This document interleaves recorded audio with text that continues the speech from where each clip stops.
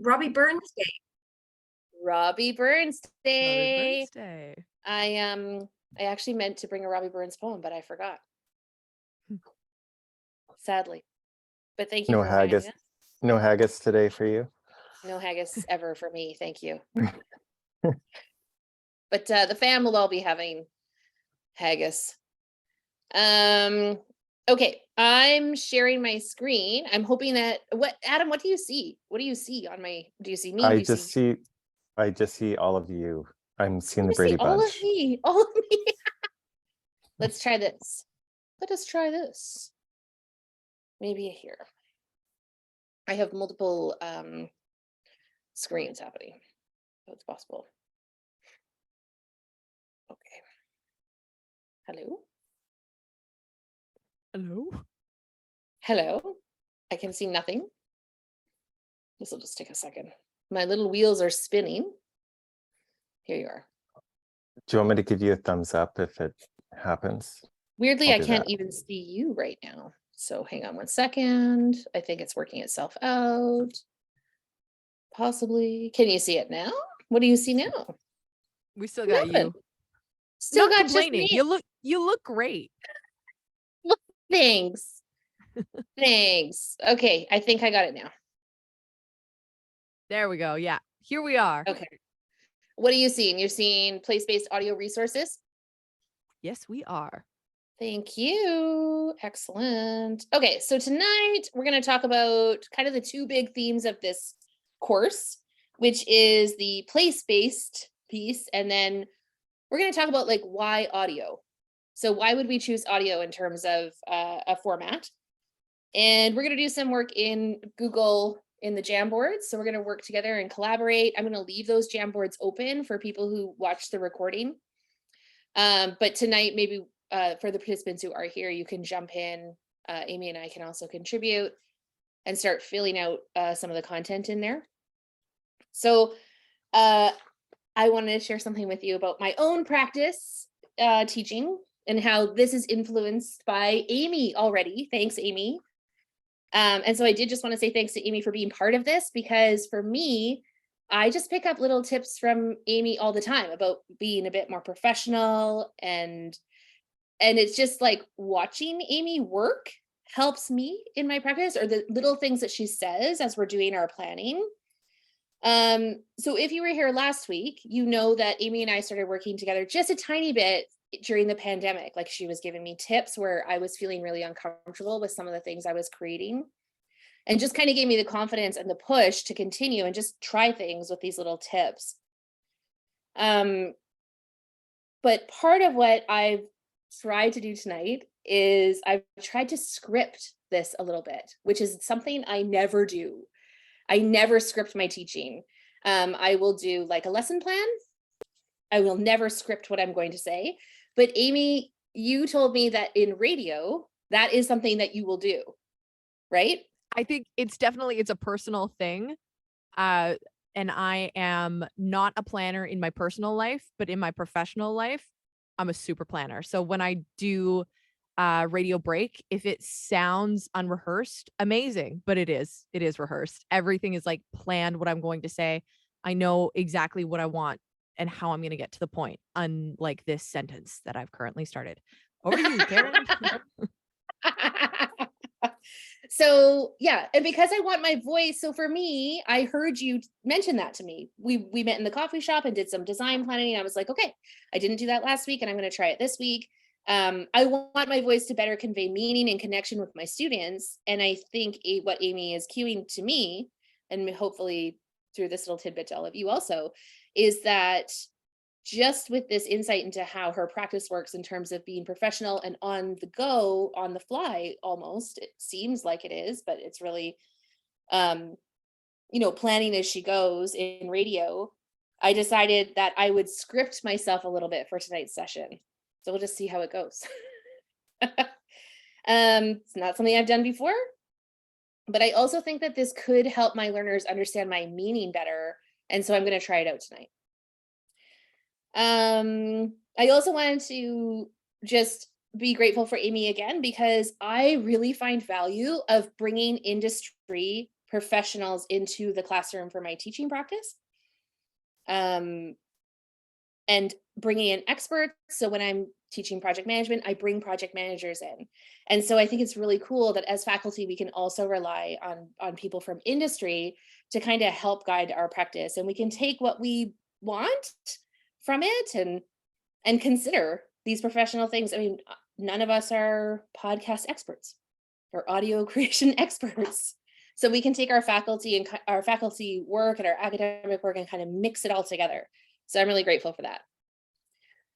So tonight we're going to attempt to address two elements of this course. We will look at the rationale for engaging with audio resources and then consider place-based learning together. Over the next few weeks, we're going to seek to understand where our sweet spot is for our content creation, where we will intentionally engage with place-based teaching, work with audio resources aligned with those intentions. So, first of all, I want to talk about why audio. And I would like for our participants here to consider what audio may allow in teaching and learning that other modalities may not. There are many ways of describing the different formats of audio content and categorizing them. And I'm going to share some of them here. So the big three, the way we categorize audio content is really radio, music, and podcasts. And then within podcasts, we break it down into categories of either content, and you can see here, news, like what is the main content about, or what is the style of podcast? And a lot of us talked about the style of podcast that we liked last week in our comment section.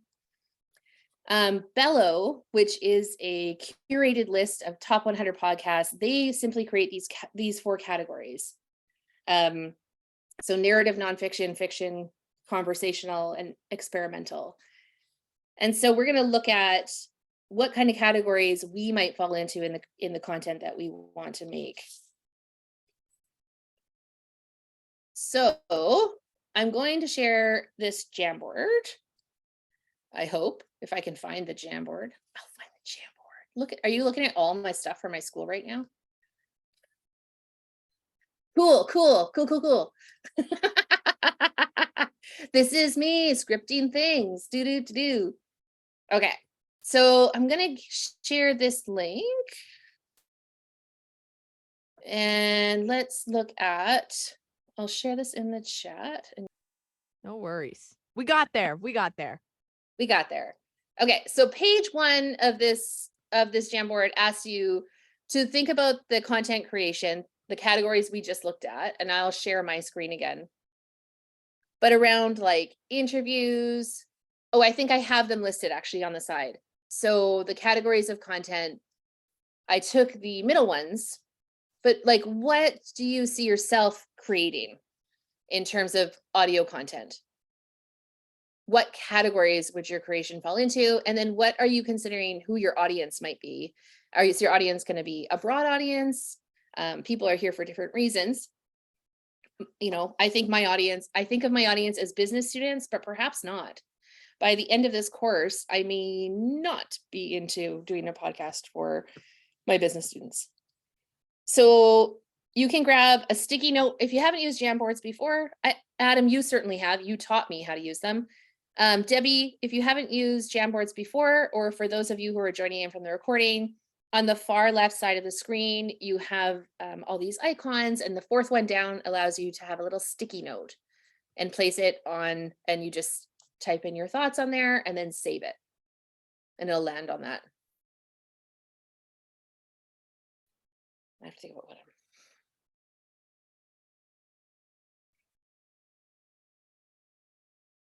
what's a talk show style?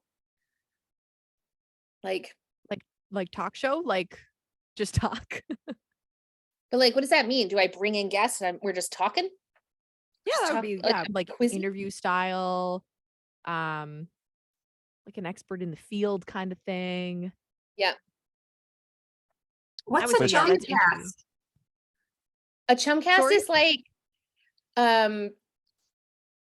if you ever listen to a podcast where there is a pair of people and they are obviously good friends, and then they're basically, have you ever heard the Graham Avenue podcast, which is a local podcast in Terrace? It's these two dudes and they live on Graham Avenue. Maybe they live in the same house even. It's a little bit unclear. But it's a lot of like inside jokes between them, and they're from Terrace, so it's a lot of like inside jokes about Terrace, and they'll name drop and things like that. So obviously they're very good friends and they're sort of having a conversation. Are you familiar with that podcast, Amy? Unfortunately, yes, I am.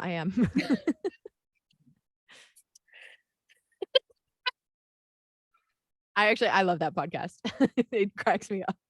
I listen And to what it. is Yeah. repurposed content? So where you're taking content from another podcast and you're remixing it for another purpose. So I actually do this a lot in my economics class, where I will take a CBC podcast called, what is it called? It's Paul Havershard, and he's talking about economic Oh. issues in Canada, and they're very short. And I will take a third, like he'll have 3 segments in one session, and I will take a third of it and drop it in, and then I will record something for my students, some commentary around it. So I'm stealing content, but also repurposing it, because he's not talking about it quite the same way that we do in the class. We're trying to connect the concepts that he's talking about with the theories that we're talking about. Okay. I haven't put mine in yet. Okay, hang on. I'm gonna put mine in. I want to interview my own students, I think. I want to interview. Okay. Cool. Okay, so we will be sharing that with the folks that we're recording. 1 second. I am messing with this. Okay. I really want to show you this thing.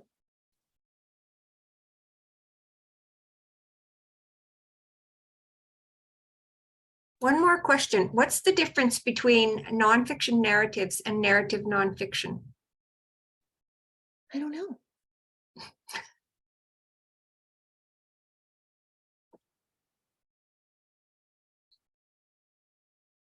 I don't know.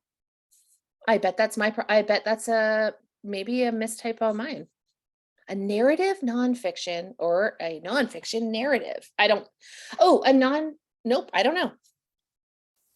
I don't know. Okay, can you see my goofy guy? Okay, cool.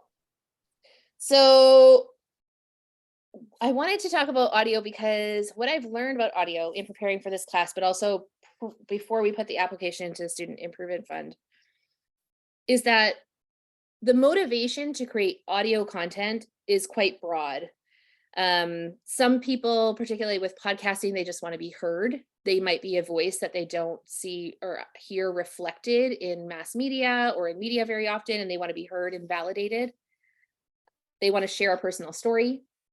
They want to focus on a topic that the broadcaster or the podcaster is quite passionate about, or they want to be creative in their expression, or they just want to nerd out and create a community. But the power of podcasting really comes from the intimacy of the genre.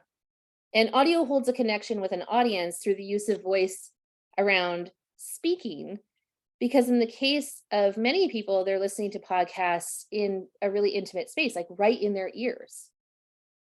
You know, many people are listening right with earbuds, right in their ears, which makes it quite intimate.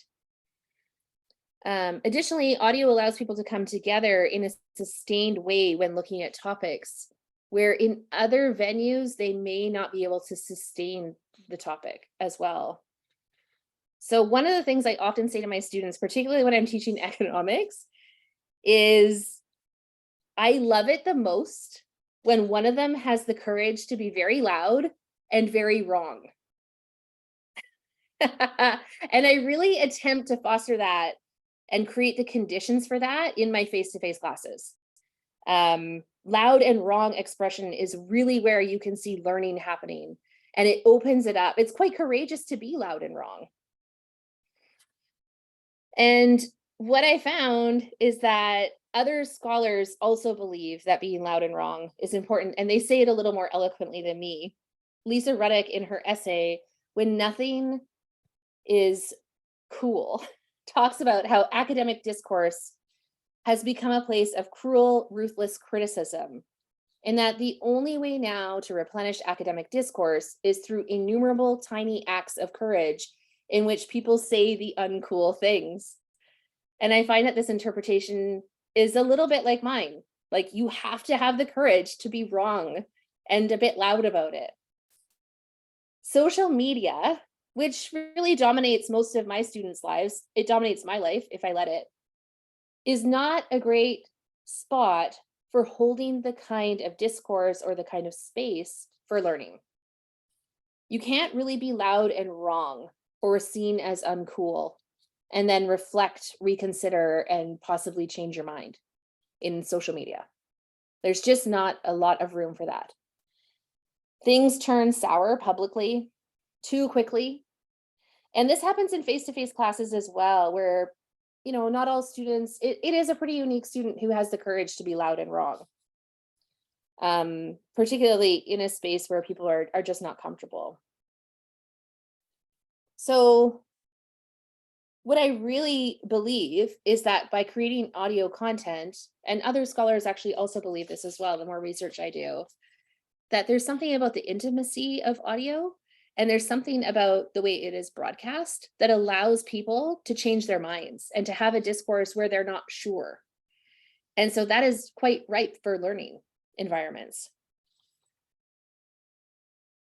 I gotta find all my stuff. There it is. I wanted to share this quote. This is a podcaster who works a lot around equity. I really like him.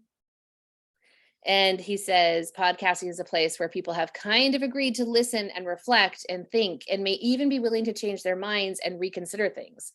I think that's powerful. And I just believe that the podcast definitely provides some space for that. It's a space that can break down the silos people become locked behind in social media formats. It allows for being vocally wrong and changing your mind as you learn more. It also allows you to enjoy something while also being critical of it. And I have a pretty good example of that. I follow a woman named Hannah McGregor out of SFU. She works in the publishing department. She's a prof down there. And she has a podcast called Witch Please, and she's had it since 2015. And it's like a chum cast. It's her and her buddy Marcel. And they get together and they talk about Harry Potter. And they started it in 2015. Hannah and Marcel are both part of the LGBTQ community. And most of us know that in 2020, J.K. Rowling came out as very transphobic and spewing a lot of anti-trans rhetoric. And Hannah McGregor and Marcel had to really reconsider, like, what are we going to do about our podcast where we are really shining a light on this work? And Hannah says that they've continued, and they've gone back to some of their podcasts and put in trigger warnings. And they've created podcasts which has allowed them to reflect with the community, like hearing the banter between them about what the difference is in canceling a person's ideas versus their creative work. And so it sort of led into this entire genre of like a subcategory within her work. I don't think that is easily found in other types of media that you could use within learning environments. So I see audio as being something where you are almost permitted to play around with ideas with more grace. One of the things also I wanted to talk about was, I find that very much related to the ontological domain that some of us struggle to incorporate into our classes and into our learning outcomes. And I was curious, if we're thinking about this idea of playing around with ideas through audio, and that it is a medium that allows for that, where here we might find some of these ways of using audio to create these ontological domains.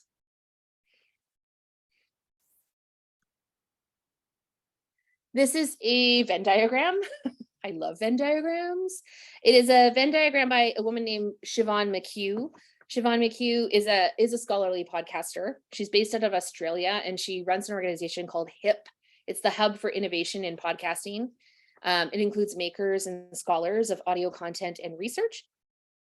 And this diagram is meant to represent that well-executed podcasts can achieve strong parasocial relationships between a podcast host and their audience, which means that for faculty, if you're creating a podcast for your students, if in a well-executed podcast, which Amy is helping us understand the execution part, if we can execute well, then it means that we can create relationships with our students easily through this medium.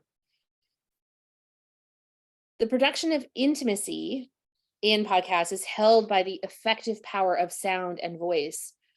We look at voice work next week and interview skills, and this effective voice helps with creating that parasocial relationship and the intimacy of podcasting and audio content. The way storytelling podcasts convey knowledge and engage and entertain listeners can also create this strong relationship between the content creator and the listeners. So what we have in the center is this idea of through these three pillars of knowledge, entertainment, and then empathy, in the middle, we have voice, and voice is quite important to how we execute properly. So I'm really looking forward to next week, where we get to kind of look at some of those things. So my next question is really around, if we were to consider assigning podcasts to our students, and we know that these are the elements of well-executed podcasts, where would we need support to come in the form of like reference materials? Where would faculty fit in? Like, where do we need guides created if we're going to allow, if we're considering our students as content creators? And where could we, within this pillars Venn diagram, where could we actually have our students help each other in terms of like peer review possibly? So if this represents a well-executed podcast, and we want our students to adopt and use podcasting in their own content creation, where are we helping them? Where can we provide them references where they don't necessarily have to rely one-on-one on their instructor, and where can they rely on each other? And I just wanted to open up the floor and kind of play around with that idea a little bit in a conversation. And I also want to mess around with my slides a lot.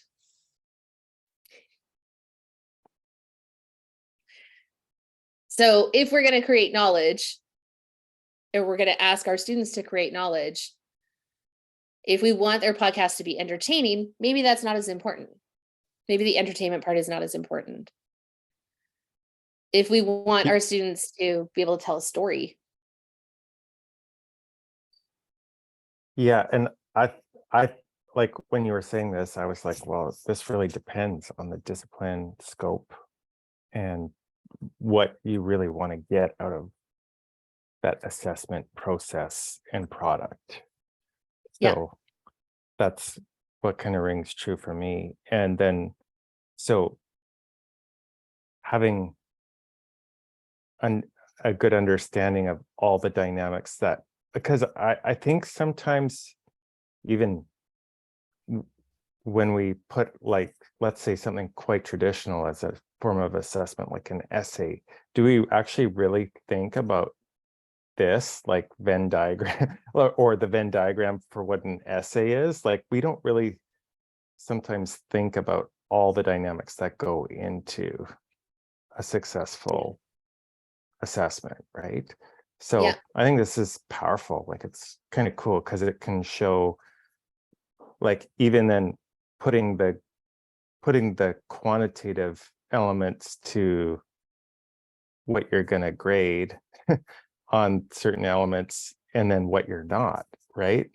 And what you see as quality and what you see as like maybe the sound quality is completely crap, or the, that all like, or the entertainment value is not good, or they're not funny, but maybe it was dry content, like that all becomes a part of that grade, right, at the end. Or not. I mean, you could dismiss part of it, Exactly. right? Depending And on, you got to I make think those choices. Yeah. Yeah.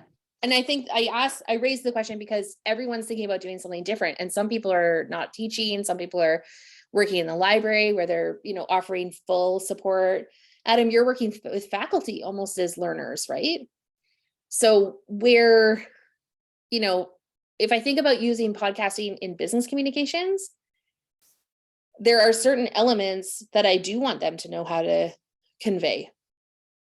I want them to demonstrate that they understand the knowledge that I'm trying to share with them about the types of messages. I want them to be able to tell a good story,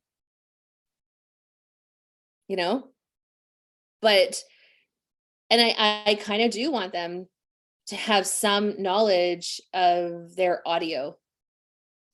I just don't know if I don't know if I would mark that, and I don't know if I would teach it myself. I might want to have resources for my students so that they could feel good about what they're creating and try and make the best thing. Kind of like, you brought up the essay. It's kind of like how we have references in the library for APA. Like I'll teach you APA, but then if you don't get it, I'm going to send you to the library for these resources because we can't talk about it every single day. So yeah. And I just like people to think about, okay, well, what is it that I want them to convey? Like, where would the expertise of what I want them to show me, or where do I want to show where I'm creating something? Where here can I start? I feel like mostly students will need less direction than I would need. They will have a broader scope of experience with this sort of way of being, presenting, listening, delivering, than I do. And I'll need a lot more resources than they would. And I think they probably, because they have a lot broader experience, will come up with something so creative that it's going to be off the marking scale in some of the aspects. I bet you're right, Debbie. I didn't think of that. I bet some of my students would knock this out of the park without a lot of direction. I think so. Yeah. Yeah. I think so too, actually. I didn't think about that until you brought it up, but now that you've brought it up, I'm like, oh yeah, wait a minute. What do I really need to teach here? Probably not a lot. It's probably like, here is a microphone from the library, if you would like, right? Good luck. To some I think students are going to be super resourceful if this comes to something you're asking them to do. Mm-hmm. Way more resourceful than I'm going to be, because I am starting at square one and thinking about it. Yep. Looking at these pillars and thinking about nursing, Debbie, this whole piece around how you can exemplify like a close relationship with someone with your voice and show empathy and connection to people. For nursing, that is actually probably something that they could convey to you over audio, that you could I'm wondering, I guess, do you think that's something that you could assess over audio maybe in some way? I think so. I was looking at it and thinking something like one course that I was teaching was health promotion. And I thought, man, all of that can fit into health promotion. Right. And yes. There's probably, that would be super fun to do that. But there's probably way more that you could do that relates to, I don't know, just teaching people stuff. Yeah. Totally. Yeah, hell, anything where you're promoting something actually would probably work really well with this genre, like with this, with podcasting or creating audio clips or yeah, interesting. Okay, so this will get put up as a resource in our course. But really what I wanted to talk about with why audio was just this idea of like how it's intimate, how those relationships are formed in this audio style in ways that people may not quite understand. And it does allow for more flexibility in terms of learning, and in terms of making mistakes and not being, and allowing some courage, I think, as well. Yeah. So to move on, I do want to talk about place-based because I needed to know about place-based. And this is why actually, this is a big part of the course for me and my own understanding. And I wanted to be careful also. I always want to be careful when I'm asking people to create content about where we live, particularly because most of my students are international students. And so sometimes I find that they really don't have the nuance of some of the issues in our community. And to be able and to broadcast their views on it can be a bit scary. Now, I just said that audio maybe is less scary, and I think it probably is, than some of the things that we've asked them to do in the past, like go and present in community and things like that. But I do want to touch on place-based learning, because place-based learning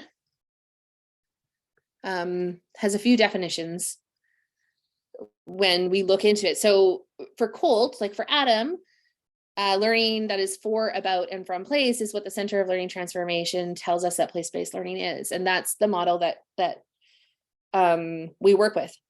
And I love the idea of place-based learning, but I love the idea of place-based learning because of a few reasons. And I think it's because, first of all, it kind of honors, I'm totally going off script now. What was the point of even writing this? Let me get back to my script, my very important script. So for me, place-based is around honoring kind of the local diversity found here. And it's not just about like the environment, but it's also about the local people. And I think that place-based learning, as educators, we almost should be involved with place-based learning as an issue of educational ethics, because there are so many forces that seem to pull away from creating a diverse and local environment and discourse and honoring the things that are special about the place that we are in. So I think audio, what I want our class to consider is how creating audio content allows for us to sort of engage with place-based resource making, and also to be careful around what we're asking our students to do and what we create. So these were some of the quotes that I pulled in some of the research. I'm actually going to take the Hudson article and put it on our website for people who are interested in it.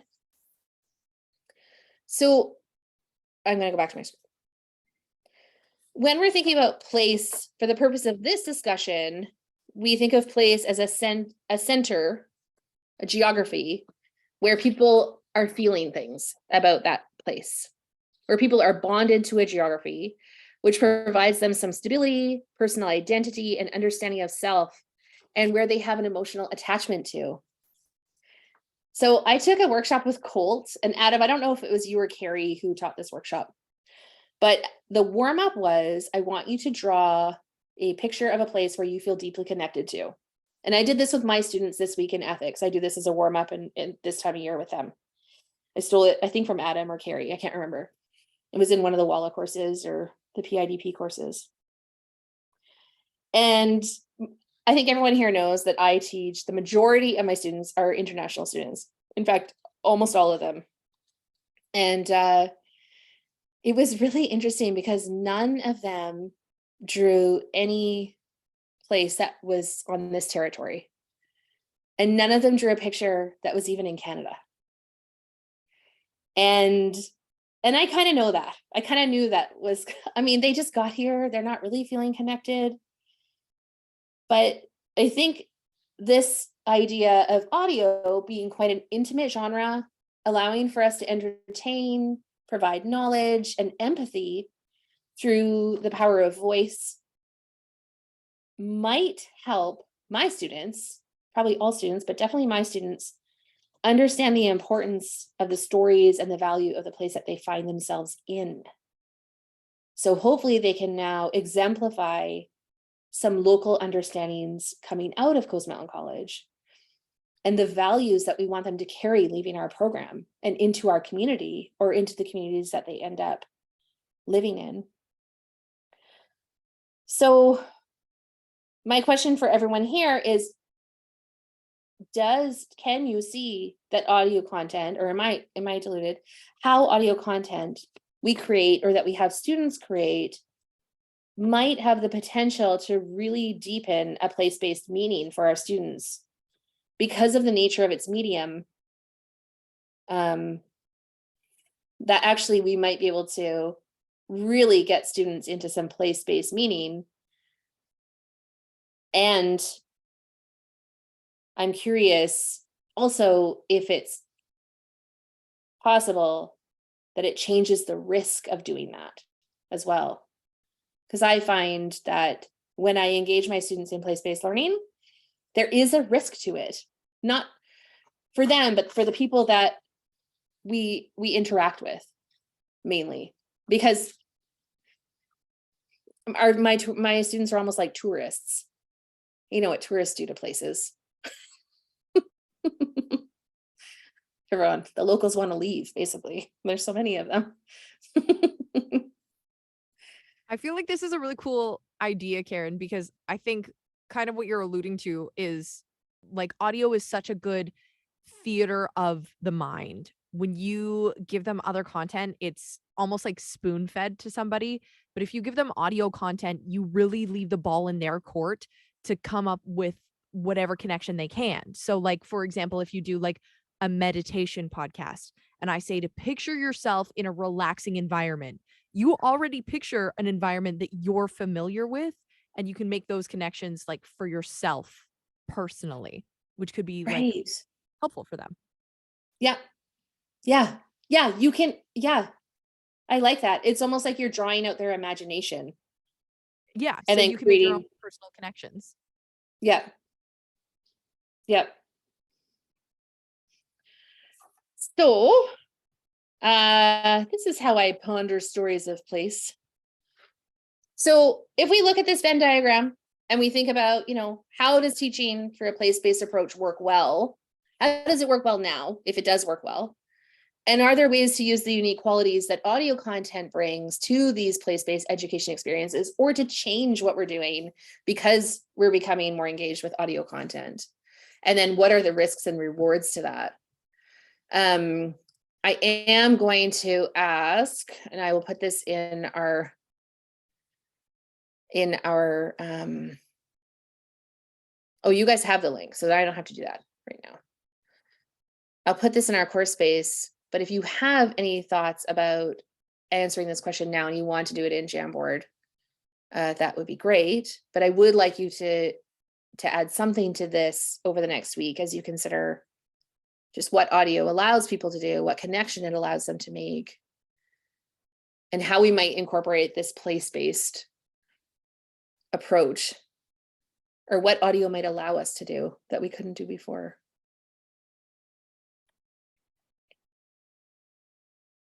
I think you two have the link. I'm definitely going to put it up in our space.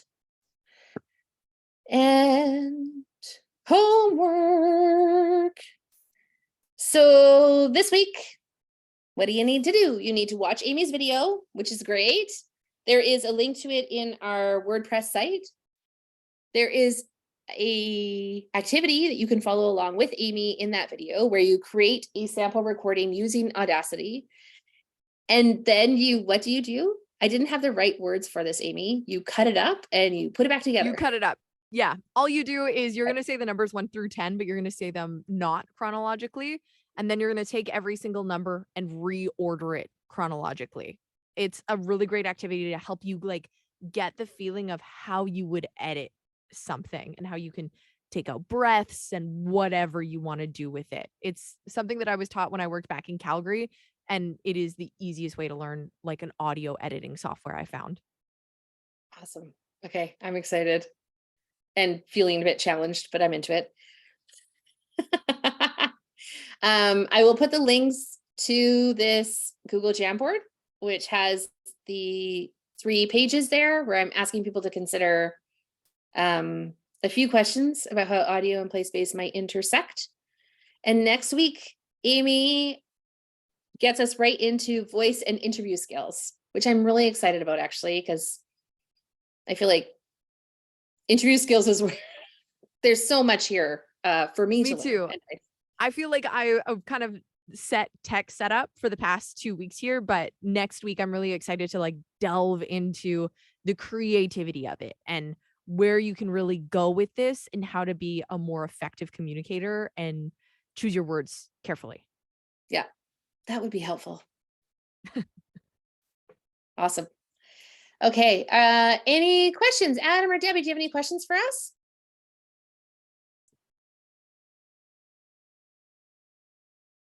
Thank you for coming. Lots to think about. And I Yeah, realized thanks. that in the Jamboard, you can look at those pages and Yes. you can color in the Venn diagram. Ooh, I would love that if you did that. Yes, you can. Yeah, you can. Yeah, Jamboards actually has a lot of capabilities. I've never used this before. This is really cool. I really like it. Actually, I think Adam taught me how to use it when we went to pandemic teaching.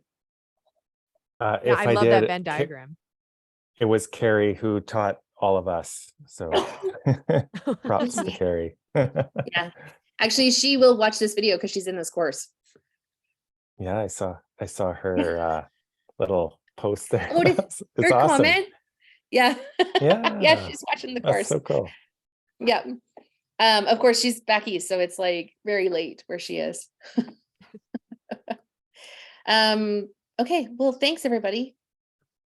Yeah, take care. Thanks for your time. Amazing. Good night. Thanks, everyone. Thank you. Bye, Debbie. Wow, why can't I suddenly work Zoom?